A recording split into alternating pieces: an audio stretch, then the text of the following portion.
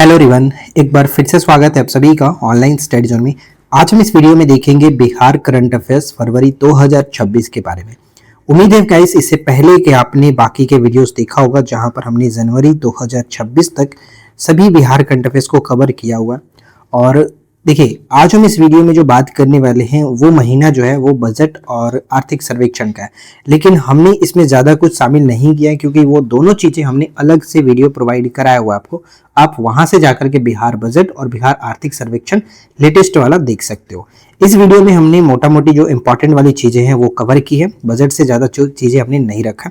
तो ज़्यादा समय ना लेते हुए चलिए स्टार्ट करते हैं। सबसे पहला पॉइंट ये कह रहा है कि बीत वर्ष 2026-27 के लिए, वित्तीय वर्ष 2026-27 के लिए बजट का जो आकार है वो कितना रहा, तो ध्यान रखेंगे 347,589 यानी 3,47,589 करोड़ यहाँ पर टोटल रहा इस साल का बजट। और ध्यान रखेंगे कि बिहार के इतिहास का सबसे बड़ा ये बजट रहा। हर साल वैसे भी बिहार का जो बजट है वो बढ़ता ही जा रहा है, तो ये हर साल आपको देखने को मिलेगा कि इस साल इतिहास का सबसे बड़ा बजट रहा, तो ये आप थोड़ा सा याद रख लेना। एक प्रश्न पूछा जा सकता है कि बीत वर्ष 25-26 यानी पिछले वर्ष की तुलना में इस साल का जो बजट था उसकी तुलना में कितना वृद्धि किया गया, तो 30,694 करोड़ यहाँ पर वृद्धि है। मैंने पॉइंट वाला चीजें नहीं रखा है क्योंकि एग्जाम में आपको पॉइंट के बाद गलती कर करके नहीं दिया जाता ऑप्शन में, जो भी है पॉइंट के पहले ही आपको ध्यान में रखना है, राइट। ये जो बजट है वो पेश किया गया था 3 फरवरी 2026 को विजेंद्र प्रसाद यादव जी, जो कि बिहार के वित्त मंत्री हैं, इनके द्वारा पेश किया गया था। तो ये 2-3 चीजें पहले याद रखना है। साथ ही साथ राजस्व व्यय याद रखिए, जैसे कि राजस्व व्यय जो है वो कुल व्यय का 81.74% रहा, जो कि आप याद रखेंगे 284,133, ठीक है, 284,133। और पूंजीगत व्यय रहा 63,455, ये आपका कुल व्यय का 18.26% रहा। राजकोषीय घाटा पूछा जा सकता है, तो जीएसडीपी का लगभग 2.99 अनुमानित है और अधिकतम 3%, ये आपको याद रखना है, राइट। अब देखिए 7 निश्चय 3 की परिकल्पना के अंतर्गत इस साल का बजट जो पेश किया गया, तो 7 निश्चय 3 25 से 30 तक होता है, 2025 से 30 तक का। इसके अंतर्गत कुल वार्षिक जो मतलब कुल बजट का प्रावधान है वो कितना रखा गया, तो 14,800 करोड़। ये पॉइंट महत्वपूर्ण रहेगा, 14,800 करोड़। देखिए इस तरह के और वीडियो आप देखना चाहते हैं तो सबसे पहले आप वीडियो को लाइक कर लीजिए, चैनल को सब्सक्राइब कर लीजिए ताकि आने वाली वीडियो की नोटिफिकेशन आपको मिलती रहे और आप हमारे चैनल के साथ जुड़े रहें और कोई भी वीडियो मिस ना हो, ठीक है। नेक्स्ट प्रश्न आता है कि बजट 2026-27 में शिक्षा के क्षेत्र में आवंटन कितना किया गया था, तो ध्यान रखिएगा जो शिक्षा के क्षेत्र में आवंटन था वो 68,216 करोड़, जो कि सबसे ज्यादा है, ये पॉइंट याद रखिएगा, ठीक है। शिक्षा के क्षेत्र में सबसे ज्यादा है आवंटन 68,216 करोड़। बिहार सरकार कितने ब्लॉकों में डिग्री कॉलेज खोलेगी, तो बिहार सरकार तो ऐसा देखने को मिला कि 213 ब्लॉकों में जो कि डिग्री कॉलेज खोलेगी और इसका उद्देश्य ये है कि विशेष रूप से ग्रामीण और वंचित क्षेत्रों में उच्च शिक्षा तक पहुंच में सुधार करने के उद्देश्य से 213 ब्लॉकों में जो कि डिग्री कॉलेज खोलने की बात की गई है। तो ये बहुत महत्वपूर्ण पॉइंट है, थोड़ा याद रखेंगे। फिर आता है कि लोकसभा अध्यक्ष ओम बिरला ने पटना स्थित बिहार विधानसभा में किस ऐप की मतलब आधिकारिक शुरुआत की है, तो नेशनल ई विधान एप्लीकेशन, जिसे शॉर्ट में नेवा कहा जाता है, प्रचलित रूप से इसे ई विधान ऐप कहा जा रहा है। ध्यान रखेंगे 7 फरवरी 2026। अच्छा ये जो डेट आप देख रहे हैं 7 फरवरी 2025, यहाँ पर 105वां मतलब बिहार विधानसभा दिवस मनाया गया, 105वां स्थापना दिवस कह सकते हैं, मनाया गया है 7 फरवरी 2025 को। तो ये पॉइंट बहुत इंपॉर्टेंट हो जाता है, इसको याद रखिएगा। फिर आता है नेक्स्ट सवाल हमारा। नेक्स्ट प्रश्न ये बनता है कि एपिकॉन 2026 के दौरान किस वरिष्ठ कार्डियोलॉजिस्ट को मास्टर टीचर अवार्ड से सम्मानित किया गया, तो मास्टर टीचर अवार्ड से अजय कुमार सिंह, डॉक्टर अजय कुमार सिंह को जो कि सम्मानित किया गया। और ये एपिकॉन 2026 जो है इसका आयोजन पटना में किया गया था, ये याद रखेंगे। फिर इसके बाद अगला सवाल आता है कि बिहार नक्सल मुक्त राज्य घोषित किया गया। देखिए बिहार सरकार ने हाल ही में बिहार को नक्सल मुक्त राज्य घोषित किया है। देखिए बिहार सरकार ने ऐसा घोषणा किया कि वरिष्ठ माओवादी जो विद्रोही था सुरेश कोड़ा उर्फ इसे मुस्तकीम के नाम से जाना जाता था, इसने आत्मसमर्पण कर दिया।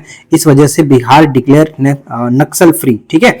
तो ये थोड़ा सा याद रखेगा, इसका नाम इंपॉर्टेंट रहेगा, पेपर में पूछा जा सकता है ऐसे, तो ये पॉइंट इंपॉर्टेंट है। अच्छा इसे गिरफ्तार कहाँ से किया गया, तो मुंगेर, ये याद रखेगा। देखिए इसके बाद हमारा नेक्स्ट जो सवाल बनता है वो आप देख पाएंगे कि Bihar wins national aviation award at Wings India 2026 for policy and infrastructure course, मतलब कि नीति और अवसंरचना को बढ़ावा देने के संदर्भ में विंग्स इंडिया जो यहाँ पर आयोजन किया गया था 2026 में, उसमें बिहार को नेशनल अवार्ड से सम्मानित किया गया। ठीक है, तो ये पॉइंट आप ध्यान रखिएगा, बहुत इंपॉर्टेंट हो जाता है पेपर के लिए। फिर आता है नेक्स्ट सवाल कि बिहार में घड़ियालों के लिए कौन सी नदी जो है बिहार में जो कि दूसरा सबसे महत्वपूर्ण और सबसे बड़ा प्राकृतिक ठिकाना बना हुआ है, तो ये गंडक नदी होगा। तो बिहार में दूसरा जब कह रहा है तो पहला कौन सा होगा, तो भारत में यहाँ पर ध्यान रखेंगे चंबल के बाद है दूसरा स्थान बिहार के गंडक नदी का, जिसमें घड़ियालों के लिए मतलब उनके प्राकृतिक ठिकाना के लिए काफी महत्वपूर्ण माना गया है। फिर आता है नेक्स्ट सवाल कि 2 फरवरी 2026 को कहाँ बिहार प्रदेश कांग्रेस कमेटी द्वारा नेशनल टैलेंट हंट कार्यक्रम की शुरुआत की गई, तो पटना के सदाकत आश्रम में। साथ ही साथ ये पॉइंट इसके साथ याद रखेंगे कि इसका उद्देश्य क्या था, नेशनल टैलेंट हंट का पार्टी के संचार तंत्र को मजबूत करने के लिए प्रमुख पदों के लिए प्रतिभाओं की पहचान करना इसका मेन उद्देश्य था। ठीक है, नेक्स्ट सवाल है कि आगामी 5 वर्षों में प्रदेश में दलहन उत्पादन को कितना बढ़ाने का लक्ष्य रखा गया, तो करीब 3 गुना बढ़ाने का लक्ष्य रखा गया। तो ये एक बहुत महत्वपूर्ण पॉइंट होगा, इसे याद रखिएगा। राइट, अगर आपने अभी तक वीडियो को लाइक नहीं किया तो वीडियो को लाइक कर लीजिए, इस तरह की रेगुलर वीडियो आपको देखने को मिलेगा, चैनल को सब्सक्राइब करके रखिए। फिर आता है नेक्स्ट सवाल कि हाल ही में बिहार के किन जिलों में सफेद आंख वाला दुर्लभ पोचार्ड पाया गया है, तो ये गोपालगंज और सिवान में देखने को मिला है।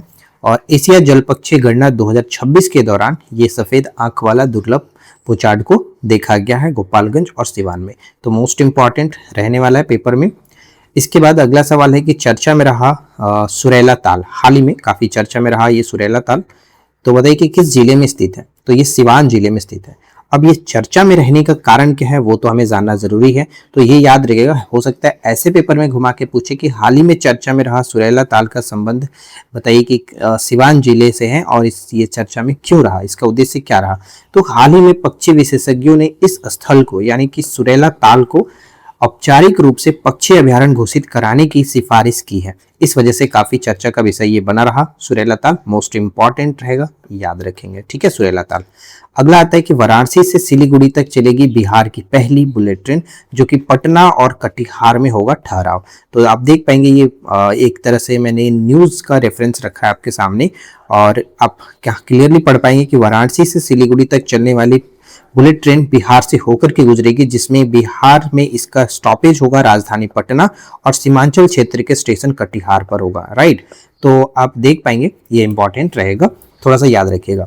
अच्छा, इसके बाद हमारा अगला सवाल क्या बनता है कि हाल ही में बिहार सरकार ने सारण जिले के किस स्थान पर इंटरनेशनल एयरपोर्ट बनाए जाने की घोषणा की है, तो यहाँ पर आपको ध्यान रखना है दरियापुर चंवर जो स्थान है यहाँ पर ये आपका पड़ता है सारण जिले में, ये ध्यान रखेंगे सारण जिले में।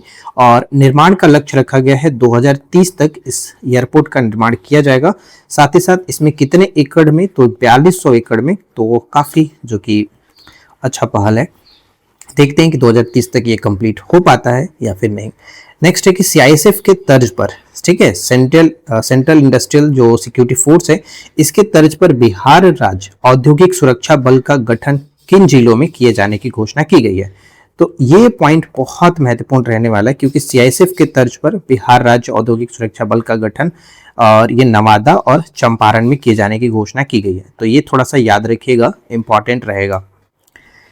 तो हमें ये ध्यान में रखना है कि सीआईएसएफ के तर्ज पर पेपर में घुमाकर कैसे पूछा जाएगा कि हाल ही में बिहार सरकार ने किस फोर्स के तर्ज पर बिहार राज्य औद्योगिक सुरक्षा बल का गठन करने की घोषणा की है, जो कि नवादा और ये चंपारण में किया जाएगा। तो सीआईएसएफ याद रखेंगे, मतलब क्वेश्चन तो घुमा करके किसी तरह से भी पूछा जा सकता है, तो वो बस आपको तैयार रहना है किस तरह से पूछा जाएगा। चलो फिलहाल बढ़ते हैं अगले प्रश्न पे, और नेक्स्ट सवाल कह रहा है कि किस अभियान के तहत, ध्यान रखेंगे, किस अभियान के तहत पंचायत प्रतिनिधियों को प्रशिक्षण दिलाने में बिहार देश में प्रथम स्थान है। तो ये राष्ट्रीय ग्राम स्वराज अभियान था, जिसे हम शॉर्ट में RGSA कह सकते हैं, यानी राष्ट्रीय ग्राम स्वराज अभियान। बिहार को यह उपलब्धि राज्य में 4.35 लाख से अधिक पंचायत प्रतिनिधियों को सफलतापूर्वक प्रशिक्षित करने में ये उपलब्धि मिली है।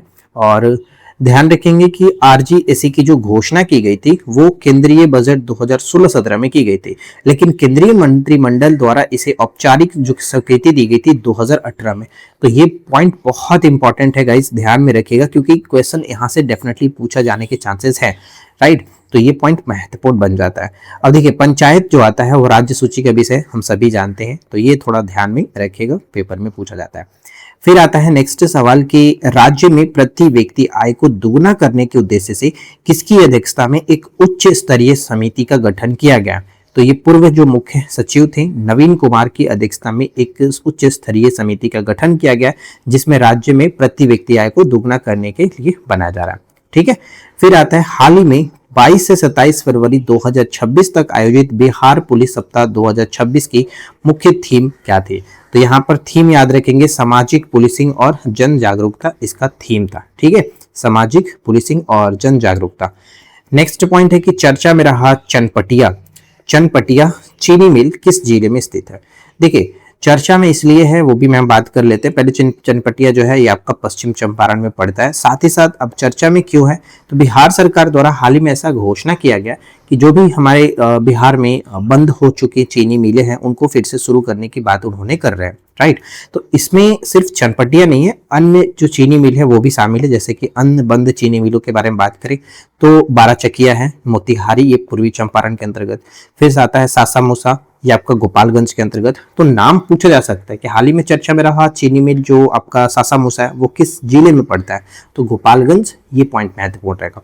फिर है मदौरा जो कि सारण में, मोतीपुर ये आपका मुजफ्फरपुर। तो ये ध्यान में रखने वाली चीज है, बहुत महत्वपूर्ण वाला बात हो जाएगा, इसलिए याद रखिएगा, राइट। अच्छा अब देखिए ISRO to install developer radar in Bihar for forecast, यानी मौसम के पूर्वानुमान के लिए ऐसा बताया जा रहा है कि जो बिहार में इसरो के द्वारा एक डॉपलर रडार को इंस्टॉल किया जा रहा है, वो आप देख पाएंगे, मैंने दोनों जगह रेफरेंस दिया है। अब ये पूछा सकता है कि ये जो है वो कहाँ डेवलप किया जाएगा, तो देखो यहाँ पर लिखा गया है कि वेस्ट चंपारण एंड भागलपुर। तो ये पॉइंट महत्वपूर्ण है, West Champaran and Bhagalpur, right. आगे बढ़े, अगला सवाल, बिहार राज्य, देखिए बिहार में राज्य की लोक कला और पारंपरिक शिल्प को बढ़ावा देने के लिए 4 नए शिल्प ग्राम यानी क्राफ्ट विलेज के विकसित किए जा रहे हैं, जिसमें बिहार सरकार के कला, संस्कृति और पर्यटन विभाग द्वारा घोषित इन 4 नए शिल्प ग्रामों के नाम कुछ इस तरह से हैं, देख पाएंगे। जैसे कि रांटी जो है वो आपका मधुबनी जिला मिथिला पेंटिंग और हस्तशिल्प के लिए प्रसिद्ध है। फिर इसके बाद नेक्स्ट है कि रयाम जो है, रयाम ये दरभंगा जिला में पारंपरिक कला और प्रमुख केंद्र के लिए। फिर आता है भूसरा, ये आपका मुजफ्फरपुर जिला। फिर है थरकट्टी, ये गया जिला के अंतर्गत। ये 4 नए जो कि शिल्प ग्राम यानी क्राफ्ट विलेज बनाए जाने की घोषणा की गई है। अच्छा सबसे महत्वपूर्ण पॉइंट तो ये रहेगा कि ध्यान रखने वाली बात रहेगा कि बिहार का पहला जो शिल्प ग्राम है यानी क्राफ्ट विलेज था वो कौन था, तो जितवारपुर, मधुबनी का जितवारपुर, राइट। तो ये देखिए हमने आपके सामने जो भी रखा, ये चारों, सबसे पहले तो पॉइंट मैं आपको बता दूं कि ये जो चारों नाम आप देख रहे हैं, रांटी, रयाम, भूसरा और थरकट्टी, ये नाम चारों याद रखिएगा कि कौन सा नाम किस जिले के अंतर्गत है, बहुत पेपर के लिए इंपॉर्टेंट है, एक्सपेक्टेड है, राइट।